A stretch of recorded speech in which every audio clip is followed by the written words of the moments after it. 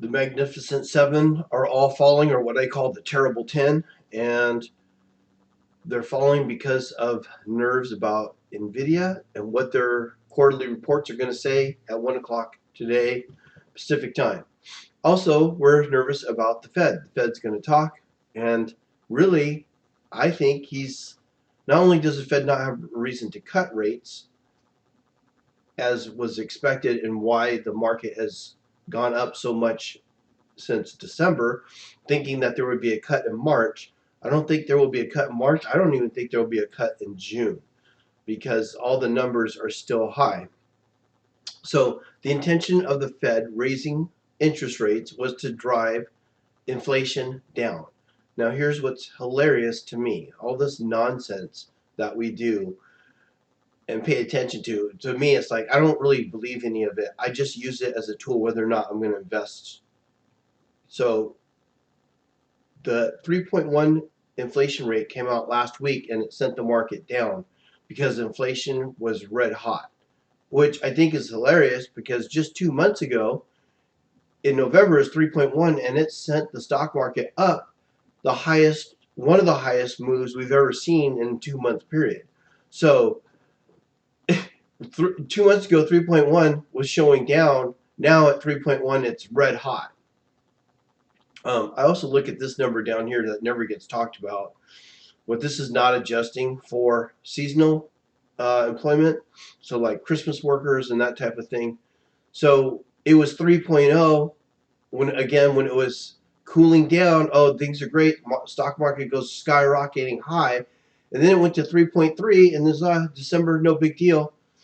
And then come out uh, this month for the January report is 2.9, and they're saying it's red hot. This is the first time it's been this low in several months. So again, I just think it's all nonsense, but it is what it is, and whatever these numbers are going to help drive the market. So when the Fed raises in interest rates, this inflation number is supposed to come down because what's supposed to happen is the jobs. There's a higher rate of unemployment, and because there's a higher rate of unemployment, people are not able to get jobs or have to take jobs that pay less than what they have been working for, and to slow down the growth of the economy. So all this time he's been raising rates, it has not had one impact on the unemployment. We've been under 4% for a record long amount of time. Not only that, raising interest rates should drop wages. And here we are. What I think is the most impactful thing on inflation is minimum wage.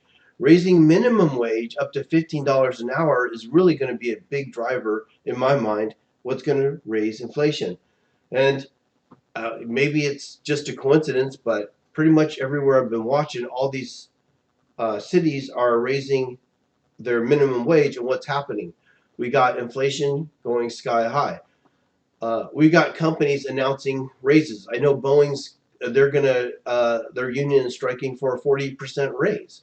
So all of the interest rates that the Fed has done and getting credit for slowing it down this last year in 2023 to get it under the 7-8%, that's all nonsense to me. I think what's going to really drive it is the wages is what's really going to drive inflation. But the Fed is controlling that or trying to control inflation by raising rates, which really just makes things more expensive. It makes the houses more expensive. Your your mortgage payment is more expensive. Everything gets more expensive trying to drive inflation down, which is ironic. Making things more expensive makes inflation go down. So watch out for this on the Fed. 11 o'clock Pacific time, the Fed will speak, and I'm projecting it's going to have a hawkish tone that we have no reason to raise interest rates, but he also won't have any reason to cut the interest rates as the market's been anticipating.